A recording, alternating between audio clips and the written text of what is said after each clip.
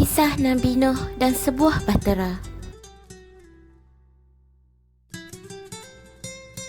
Kelihatan penduduk-penduduk sebuah perkampungan yang sibuk menjalankan urusan harian mereka seperti mentanak haiwan dan bercucuk tanam. Antaranya mereka ialah Nabi Nuh alaihi salam. Nabi Nuh ialah Rasul ketiga daripada 25 Rasul yang diceritakan dalam Al-Quran. Nabi Nuh berseru kepada kaumnya yang jahil supaya beriman dan kembali kepada jalan yang benar. Nabi Nuh cuba mendekati mereka tetapi diusir. Pemerintah dan ketua kaumnya tidak menghiraukan seruannya. Mereka risau kalau penduduk mengikuti cara hidup yang benar dan mereka akan hilang kuasa dan pengaruh. Ketua-ketua berbincang sesama mereka dan mengangkat kening dengan sinis, menuding jari ke arah Nabi Nuh dan memanggilnya penipu. Mereka mencabar Nabi Nuh untuk menunjukkan bala dan bencana yang dikatakan akan menimpa orang yang tidak beriman. Nabi Nuh berdoa dan mengadu kepada Allah bahawa kaumnya tidak langsung menghiraukannya dan menganggapkannya seorang penipu. Maka Allah memberi hidayah kepada Nabi Nuh untuk membina sebuah bahtera. Tanpa membuang masa, Nabi Nuh mula mengumpul kayu-kayu untuk membina sebuah bahtera. Nabi Nuh mula mengumpul kayu kayan dan peralatan untuk membina sebuah bahtera yang besar. Nabi Nuh bekerja keras dibantu oleh keluarganya dan sekumpulan kecil orang-orang yang beriman.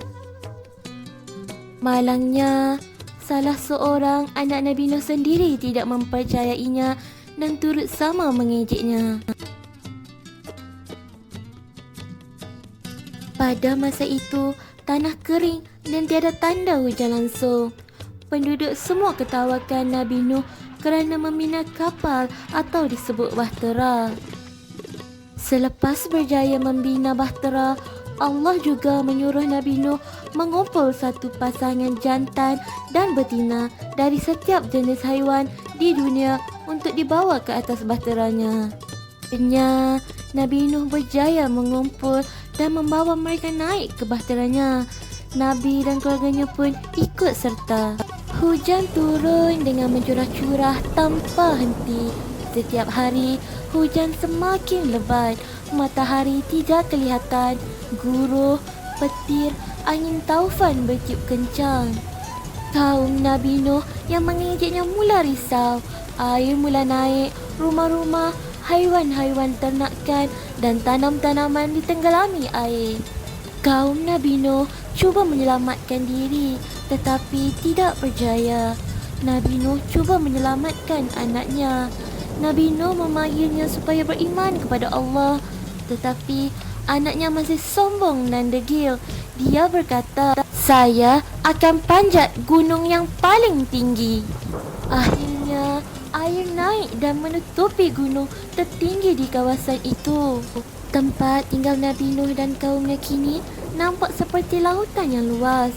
Mereka yang ingkar dengan seruan Nabi Nuh semuanya lemas dalam banjir yang besar. Hanya Nabi Nuh, keluarganya, pengikut dan sepasang setiap jenis haiwan yang berada di dalam bahteranya terselamat. Allah pun memerintahkan bumi untuk menelan semula air banjir itu sehingga kering. Hujan mula reda dan langit mula menjadi cerah. Bahtera Nabi Nuh tersadai di tepi sebuah bukit. Pintu bahtera terbuka dan haiwan-haiwan keluar berlari dan berterbangan dari bahtera itu diikuti dengan Nabi Nuh dan pengikutnya.